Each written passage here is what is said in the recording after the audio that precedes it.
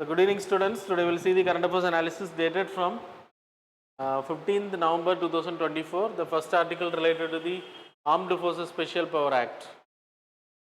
So இது வந்து மணிப்பூரில் சில பகுதிகளில் சில பகுதிகளில் கொண்டு வந்திருக்காங்க திருப்பியும் டிஸ்டர்ப்ட் ஏரியா அப்படின்ற கிளாஸஸில். நடைமுறையில் இருக்கக்கூடிய பகுதிகள் வந்து அருணாச்சல் பிரதேஷ், நாகாலாந்து, மணிப்பூர், அப்புறம் அசாமோட சில பகுதிகள், அப்புறம் ஜம்மு அண்ட் காஷ்மீரில் நடைமுறையில் இருக்குது.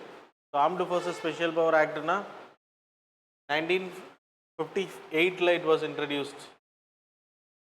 ஸோ நாகாலாண்டோட செஷனிஸ்ட் மூவ்மெண்ட்டுக்கு எதிராக கொண்டு வரப்பட்டது. ஆர்ம்டு ஃபோர்ஸஸ் ஸ்பெஷல் பவர் ஆக்ட்னா அது ஒரு தனி படையெல்லாம் கிடையாது. ஆல்ரெடி இருக்கக்கூடிய ஆர்ம்டு பீப்புளை வந்து அவங்களுக்கு ஸ்பெஷல் பவர்ஸை கொடுக்குற போலீஸ், அது மாதிரி CRPF, central armed police forces அவங்களுக்கு, அது மாதிரி ஆர்மிக்கு எல்லாமே ஸ்பெஷல் பவர்ஸை கொடுக்குறது தான் இந்த armed forces special power act. இந்த ஸ்பெஷல் பவர் ஆக்டை பொறுத்த வரைக்கும் என்னெல்லாம் பவர் இருக்குது அப்படின்னா, முதல்ல இந்த ஆர்ம்டு ஃபோர்ஸஸை இம்ப்ளிமெண்ட் பண்ணுறது யார் அப்படின்னா, under section 3 of this act, Armed Forces Special Power Act, the governor of the state or union territory, இல்லைன்னா central government, that is home minister, அவங்க வந்து ரெக்கமெண்டேஷன் மூலமாக இம்ப்ளிமெண்டேஷன் பண்ணலாம். Central government can initiate. So இதை initiate பண்ணும்போது அந்த ஏரியாவை வந்து டிஸ்டர்ப்ட் ஏரியான்னு அனௌன்ஸ் பண்ணுவாங்க. இதை அனௌன்ஸ் பண்ணக்கூடிய அத்தாரிட்டி யார் அப்படின்னா state government, that is governor of the state, இல்லைனா சென்ட்ரல் கவர்மெண்ட். ஒரு குறிப்பிட்ட பகுதி இல்லைனா என்டையர் மாநிலத்தையும் டிஸ்டர்ப்ட் ஏரியான்னு சொல்லி அனௌன்ஸ் பண்ணலாம். when there is a violence like மணிப்பூரில் நடக்கிற மாதிரி, இந்த மாதிரி கலவரங்கள் அதிகமாக இருந்துச்சு, இனக்கலவரங்கள், ரிலீஜியஸ் எத்னிக் கிளென்சிங், இந்த மாதிரியான ஆக்டிவிட்டீஸ், எத்னிக் வயலன்ஸ், ஸோ இந்த மாதிரியான விஷயங்கள் நடந்துச்சு அப்படின்னா, இல்லைனா டெரரிஸ்ட் ஆக்டிவிட்டீஸ் அதிகமாக இருக்குது அப்படின்னா, ஜம்மு அண்ட் காஷ்மீரில் டெரரிஸ்ட் ஆக்டிவிட்டீஸ், ஸோ ப்ராப்ளம் இருக்குது அப்படின்னா that area can be announced as disturbed area. இந்த டிஸ்டர்ப்ட் ஏரியான்னு அனௌன்ஸ் பண்ணப்பட்டாலே armed forces special power act வந்து அங்கே நடைமுறைக்கு வந்துடும். அங்கே இருக்கக்கூடிய பீப்புள் எக்ஸ்ட்ரா படை கிடையாது. Army, BSF or CAPF, central armed police ஃபோர்ஸஸில் நிறைய இருக்காங்க. அவங்களுக்கு எல்லாமே ஸ்பெஷல் பவர்ஸ் அங்கே கிடைக்கும். ஸ்பெஷல் பவர்ஸ் என்ன சொல்லப்பட்டிருக்குன்னா, செக்ஷன் 4 ஆஃப் திஸ் ஆக்ட், ஒரு ஆர்ம்டு ஃபோர்ஸஸில் இருக்கக்கூடிய பர்சன் வித்தவுட் எனி அனௌன்ஸ்மெண்ட் பண்ணணும். ஆக்சுவலாக ஃபயரிங் பண்ணலாம், யாரை வேணால், லைக் சஸ்பெக்ட் அப்படின்ற பேரில் தாக்குதல் பண்ணலாம். ஈவன் டெத்து நடந்தால் கூட இட்ஸ் நாட் அன் இஷ்யூ. அது மாதிரி 5 பேருக்கு மேலே கூடி போகிறத வந்து தடுக்கலாம். அஞ்சு பேருக்கு மேலே உள்ளவங்க ஒரே இடத்துல லைக் கேதரிங் ஆகிறத தடுக்க முடியும். Without warrant a person can be arrested. யாரை வேணால் அரெஸ்ட் பண்ணலாம், எப்போ வேணால். அது மாதிரி எப்போ வேணால் அவங்க வீடுகளோட ப்ராப்பர்ட்டி சர்ச் பண்ணலாம், ஆஃபீஸை சர்ச் பண்ணலாம், சீஸ் பண்ணலாம் properties without any warrant. So this is the power. இதில் நிறைய மிஸ்யூஸும் இருக்குது. ஸோ இதன் மூலமாக அவங்க வந்து அவங்களோட ஸ்பெஷல் பவர்ஸை பயன்படுத்திக்கலாம். அதன் மூலமாக அன்ஆத்தரைஸ்டு பர்சன், சஸ்பெக்ட் அப்படின்றவங்கள கூட்டிகிட்டு போய் என்கொயரி பண்ணுற இந்த மாதிரியான ஆக்டிவிட்டீஸில் செய்ய முடியும். அதில் ஃபயரிங் மட்டும்தான் பெரிய இஷ்யூவாக இருக்குது. அது மணிப்பூரில் நடந்துச்சு, உங்களுக்கு தெரியும். தென் எஸ் 2015 திரிபுராலேருந்து முதல்ல இந்த ஆக்டை எடுத்தாங்க. இப்போது இதில் இன்னொரு இஷ்யூ இருக்குது. ஏதாச்சும் போலீஸ் ஆஃபீஸர் இல்லைன்னா ஆர்ம்டு ஃபோர்ஸஸ் வந்து சுட்டுட்டாங்க, அதில் ஏதோ உயிரிழப்புகள் இல்லைன்னா வெஞ்சன்ஸை வச்சுட்டு அவங்கள பழி தீர்த்துட்டாங்க அப்படின்னு அந்த ஆஃபீஸர் மேலே குற்றம் சாட்டப்பட்டால் ஸ்டேட் கவர்மெண்ட்டோ executive, that is executive permission இல்லாமல், தட் இஸ் ஸ்டேட் எக்ஸிக்யூட்டிவ் இல்லைன்னா சென்ட்ரல் எக்ஸிக்யூட்டிவ், இவங்க பர்மிஷன் இல்லாமல் அந்த ஆஃபீஸரை நீங்கள் ஆக்ஷன் எடுக்கணும். போலீஸ் அப்படின்னா ஸ்டேட் எக்ஸிக்யூட்டிவ் பர்மிஷன் வேணும். சென்ட்ரல் எக்ஸிக்யூட்டிவ்னா ஆர்ம்டு ஃபோர்ஸஸ் மேலே ஆக்ஷன்ஸ் எடுக்கணும் அப்படின்னா ஹோம் மினிஸ்ட்ரியோட அப்ரூவல் வேணும். தட் இஸ் கவுன்சில் ஆஃப் மினிஸ்டர்ஸோட approval is must. Executive order இருந்தால் மட்டும்தான் ஈவன் சுப்ரீம் கோர்ட்டே ஆக்ஷன் எடுக்க முடியும், மற்றபடி எடுக்க முடியாது. இது வந்து பெரிய ப்ராப்ளம். அதனால் வெஞ்சன்ஸ் லைக் அனார்கியாக நடக்கிறதுக்கான வாய்ப்புகள் அதிகம். So that's about this part. அது மாதிரி இப்போ நடைமுறையில் இருக்கிற நான் உங்களுக்கு சொன்ன நாகாலாந்து, அசாம், மணிப்பூர், அருணாச்சல் பிரதேஷ், ஜம்மு அண்ட் காஷ்மீர், அதில் மணிப்பூரில் இப்போ இன்ட்ரடியூஸ் பண்ண சில பகுதிகள் அது டாப்பிக்கில் ஃப்ரெண்டில் இருக்குது, அது நீங்கள் படிங்க. அப்புறம் அந்த பிளேசஸ் எல்லாமே முன்னாடி அதுலேருந்து ரிவோக் பண்ணப்பட்ட area, armed forces special power act. இப்போ திருப்பி அந்த டிஸ்டர்ப்ட் ஏரியா அனௌன்ஸ் பண்ணிக்க அங்கே இருக்கக்கூடிய வயலன்ஸ்னால 2015 திரிபுராலேருந்து ரிமூவ் பண்ணப்பட்டுச்சு. அதுக்கப்புறம் 2018 மேகாலயாலேருந்து ரிமூவ் பண்ணப்பட்டுச்சு. மிசோராமில் 1980 இட் வாஸ் ரிமூவ். மிசோராமில் முன்னாடி இருந்துச்சு, இட் வாஸ் ரிமூவ். அதுக்கு பிறகு இனிஷியேட் பண்ணலாம். ஸோ இதெல்லாம் டோட்டலாக ரிமூவ் பண்ணப்பட்ட area, armed forces special power act. மணிப்பூரில் there is a huge demand. அது மாதிரி நாகாலாந்தில் டிமாண்ட் இருக்குது, அசாமில் டிமாண்ட் இருக்குது. Armed forces special power act வந்து ரிமூவ் பண்ணப்படணும் அப்படின்றது. Anyway we need to wait and see. This is the problem. Armed forces special power ஆக்டில் இருக்கக்கூடிய ப்ளஸ் இருக்குது, அது மாதிரி நெகட்டிவ் நிறைய இருக்குது. சரியா? So that's about this article. The next article carbon border adjustment mechanism, சிபிஏஎம்ஐ பற்றி ஒரு ஆர்டிகிள் வந்திருக்கு. அது முன்னாடி நம்ம டிஸ்கஸ் பண்ணியிருக்கோம்.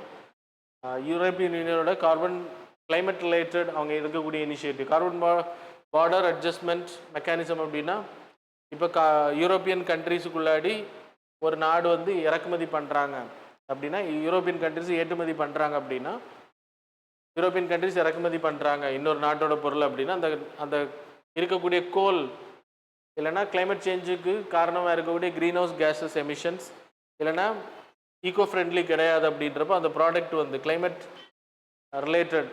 இப்போ எலக்ட்ரிசிட்டி ப்ரொடியூஸ் பண்ணுறோம், கோல்லேருந்து ப்ரொடியூஸ் பண்ணக்கூடிய எலக்ட்ரிசிட்டி அவங்களுக்கு விற்கிறோம் அப்படின்னா அந்த அதுக்கு ஏற்ற மாதிரி தே வில் புட் டேக்ஸ். அப்போ அந்த பொருளுக்கு வந்து டாக்ஸேஷன் அதிகமாக இருக்கும், அந்த நாட்டுக்குள்ளே அது போகிறது ரொம்ப சிரமமாக இருக்கும். It's a non tariff barrier. Actually it's a legal மெக்கானிசமாக அவங்க கொண்டு வராங்க. இப்போ கூடிய சீக்கிரத்தில் அது நடைமுறைக்கு வரும் அப்படின்றும் சொல்லப்படுது. அப்படி வந்துச்சுன்னா அதிகமாக பாதிக்கப்படக்கூடிய இந்தியா போன்ற நாடுகள். ஏன்னா அதிகமாக ஸ்டீல் வந்து நம்ம அவங்களுக்கு ஏற்றுமதி பண்ணிகிட்டு இருக்கோம். நம்ம ஸ்டீல் எல்லாமே வந்து கோல் வச்சு தான் ப்ரொடக்ஷன்ஸே நடக்குது. கோல் அதிகமாக இருந்துச்சு. So they will put more tax on this. அப்போ இட் வில் அஃபெக்ட். அதான் இங்கே டிஸ்கஷன் வந்திருக்கு. யார் அவங்களுக்கு வேறு நாடுகள்லேருந்து வரும். So they are putting tax. அவங்க வேண்டான்னு சொல்லலை, அவங்க அதிகமான டேக்ஸ் போடுவாங்க. அதில் கிடைக்கக்கூடிய ஃபண்டை வந்து அவங்க க்ளீன் கிளைமேட் சேஞ்ச் ஃபண்டுக்கு வந்து பயன்படுத்துவாங்க. அவங்க வந்து டெவலப் பண்ண ஆக்சுவலாக அவங்க தான் நமக்கு ஃபண்டு தரணும். சரியா? அவங்க இன்றைக்கி எதுவும் புனிதர மாதிரி அவங்க உட்காந்துட்டு இருக்காங்க. பிகாஸ் இண்டஸ்ட்ரியல் ரெவல்யூஷனில் அதிகமாக பெனிஃபிட் அடைஞ்சது அமெரிக்கா அண்ட் யூரோப்பியன் கண்ட்ரிஸ். அவங்க தான் பொல்யூட் பண்ணி விட்டு நம்ம இன்றைக்கி பாதிக்கப்பட்டு இருக்கோம். ஆனால் இன்றைக்கி வி ஆர் த மிகப்பெரிய பொல்யூட்டர், இந்தியா சைனா இதெல்லாமே.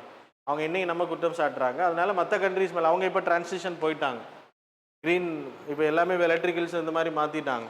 அப்படின்றப்போ நமக்கு அவங்க வந்து இன்வெஸ்ட் பண்ணணும், நமக்கு அவங்க பண்ணணும், நமக்கு அவங்க ஃபண்டு தரணும். ஆனால் அதுக்கு பதிலாக அவங்க நம்ம பொருளை அங்கே உள்ளே விடுறத ஸ்டாப் பண்ணுறாங்க.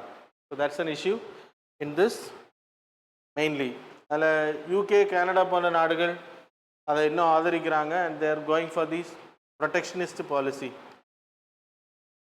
அது மாதிரி CBDR, common but differentiated responsibility, Paris climate change அக்ரிமெண்ட்லேயும் இருக்குது, கியோட்டோ ப்ரோட்டோகால்லேயும் இருக்குது. Kyoto protocol is no more now. Kyoto ப்ரோட்டோகாலில் தான் காமன் பட் டிஃபரன்ஷியேட்டட் ரெஸ்பான்சிபிலிட்டி அப்படின்ற டேர்ம் கொண்டு வந்தாங்க. காமன் பட்னா எல்லாருக்குமே கிளைமேட் சேஞ்சை தடுக்கணும் அப்படின்றது காமன். பட் டிஃபரன்ஷியேட்டட் ரெஸ்பான்சிபிலிட்டினா டெவலப்பிங் கண்ட்ரீஸுக்கு வந்து ஒப்ளிகேஷன் இல்லை. கியோட்டோ ப்ரோட்டோகாலில் பாரிஸ் சேஞ்ச் அக்ரிமெண்ட்டில் அப்படி ஒரு கான்செப்ட் இல்லைன்னாலும் those countries are willing to like practice this, they can practice. சரியா? எல்லாருமே அவங்க வந்து ஒப்ளிகேஷன் கிடையாது, கண்டிப்பாக பண்ணணும்னு கிடையாது அப்படின்ற கான்செப்ட் வச்சுருக்காங்க. ஸோ டெவலப்பிங் கண்ட்ரிஸ் அப்படின்றப்போ கியோட்டோ ப்ரோட்டோகால் இருக்கும் அப்படின்னா வி கேன் ஃபாலோ திஸ். அப்போ டெவலப்டு கண்ட்ரிஸ் எதாவது பண்ணலை, ஃபண்டிங் பண்ணலை, கிளைமேட் சேஞ்சை தடுக்கலை அப்படின்னா, க்ரீன் ஹவுஸ் கேஸ் எமிஷனை தடுக்கலை அப்படின்னா தே கேன் பி பீனலைஸ்ட். அப்போ இது வந்து சிபிடிஆருக்கு எதிராக இருக்குது அப்படின்ற சொல்லப்படுது. ஏன்னா யார் ஃபண்டு தரணுமோ அவங்க நம்ம மேலே டேக்ஸ் போடுறாங்க. we are going to be penalized by a tax. இது ஒரு indirect way of taxation. So இதெல்லாமே சொல்லப்படுது. So that's about this article. The next article Purvi Prahar. It's an army exercise. So show the PDF. ஆக்சுவலாக இது இந்தியாவில் conduct பண்ணப்படுது. Tri சர்வீஸுக்கான Indian navy, army, அப்புறம் ஏர்ஃபோர்ஸ் இவங்க வந்து அருணாச்சல் பிரதேஷில் கண்டக்ட் பண்ணுறாங்க. முப்படைகளும் சேர்ந்து எப்படி நம்ம ஃபியூச்சர் டெரெயின், அந்த மவுண்டைன் டெரெயினில் இருக்கக்கூடிய காம்பேக்ட்னஸ், ஆர்மியாக இருக்கட்டும், தீவிரவாதிகளாக இருக்கட்டும், அதை காம்பேக்ட் பண்ணுறதுக்கான அந்த ஒத்திகை வந்து பண்ணியிருக்காங்க. இதில் ஏர்கிராஃப்ட்ஸ் அதிகமாக பயன்படுத்தப்பட்டிருக்கு. Chinook helicopters, advance light helicopter, that is Rudra. அது மாதிரி M37 ultra light howitzers were used. இதுக்காக என்ன சொல்கிறது, ப்ராக்டிஸுக்காக, எக்ஸசைஸுக்காக. It's a gun. Ultra light ஹோவிட்சர்ன்றது பீரங்கி கன் தனியாக இருக்கும், பீரங்கியில் இருக்காது, தனியாக வண்டிகளில் எடுத்துகிட்டு போவாங்க. ஸோ அதை வச்சு டெஸ்ட் பண்ணியிருக்காங்க. இல்லை நேவியும் பங்கேற்றிருக்காங்க. சரியா, try service exercise. So that's about this article. And then central government created பேர் அப்படின்ற ஒரு initiation, that is partnership for accelerated innovation research. இந்தியாவில் இருக்கக்கூடிய இன்ஸ்டிடியூஷன்ஸ் ரிசர்ச் இனோவேஷனை வந்து யூனிவர்சிட்டி காலேஜஸில் ஹை ரேங்கில், என்ஐஆர்எஃப் ரேங்கில் டாப்பில் வரக்கூடிய காலேஜஸில் வந்து ஃபண்டிங் கொடுத்து hub and spoke model. Hub and spoke model அப்படின்னா ஒரு டாப் 25 இருக்கக்கூடிய காலேஜஸுக்கு எல்லாமே ஃபண்டு தனியாகவும் இதில் இருந்து மற்ற காலேஜஸை லிங்க் பண்ணுறது ஹப் அண்ட் ஸ்போக் மாடல் அப்படின்ற category. It will be connected.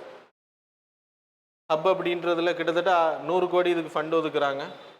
காலேஜஸில் ரிசர்ச் ரிலேட்டடாக லேப் ஃபெசிலிட்டிஸ், இன்ஃப்ராஸ்ட்ரக்சரை க்ரியேட் பண்ணுறதுக்காக தான் இந்த fund.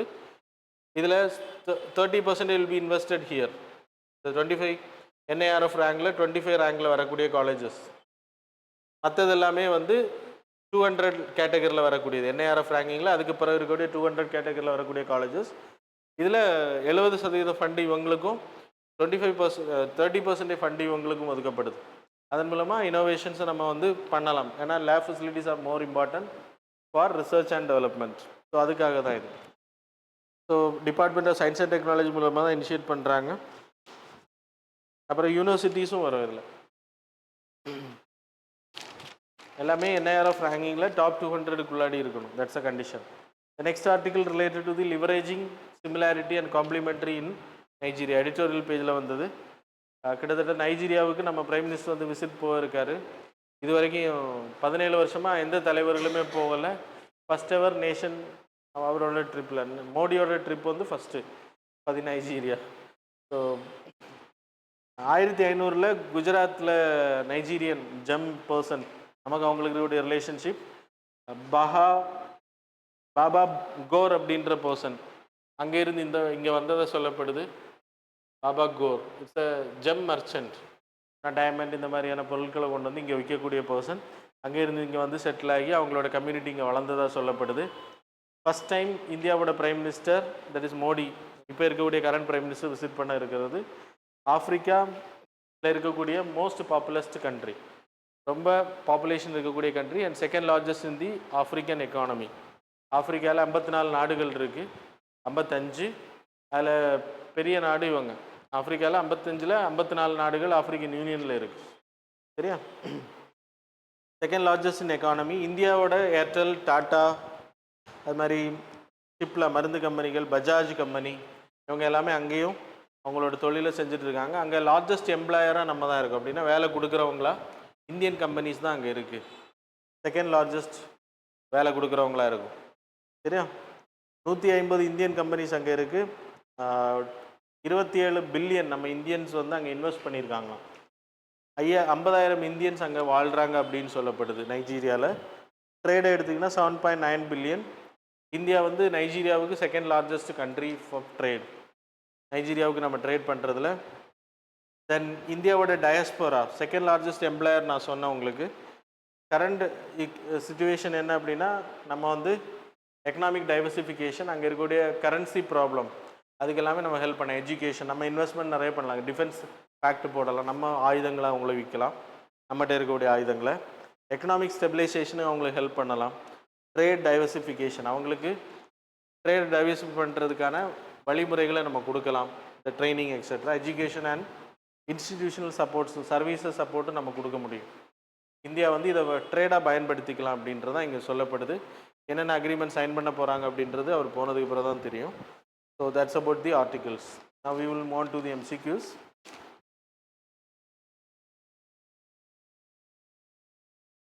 Question number 1, with reference to the net borrowing ceiling, consider the following statements. Statement number 1, it is a monetary policy tool imposed by central government to regulate the borrowing capacity of the state government. Statement number 2, it is set at 3% of each state projected gross state domestic product for the fiscal year 2023-24?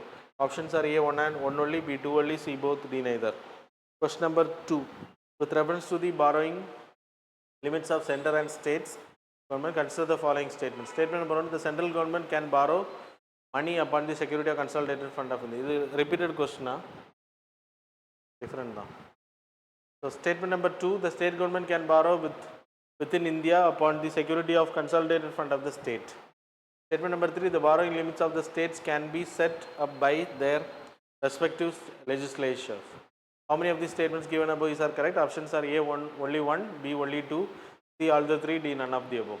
Question number 3, which of the following banks is not classified under the domestic systemically important bank? DSIB அப்படின்னு பேரு, Reserve Bank of India for 2024. Options are A, State Bank, B, HDFC, C, ICICI, D, Bank of India. Question number 4, which of the following statements is correct regarding the Booker Prize? Options are A, the Booker Prize awards the best work of fiction in English published in UK or Ireland and currently sponsored by Crankstad. Option B, Booker Prize was established in 1969, is awarded to any fiction published worldwide with funding from the UK government. Option C, it is awarded to Commonwealth authors exclusively and is sponsored by Crankstad. Option 4, it awards the best work of non-fiction English published globally funded by Crankstad. Question number 5. The term delimitation often seen in news is related to which of the following? Options are redrawing the boundaries of electoral constituencies based on the population changes. Option B, revising state boundaries based on the interstate agreements.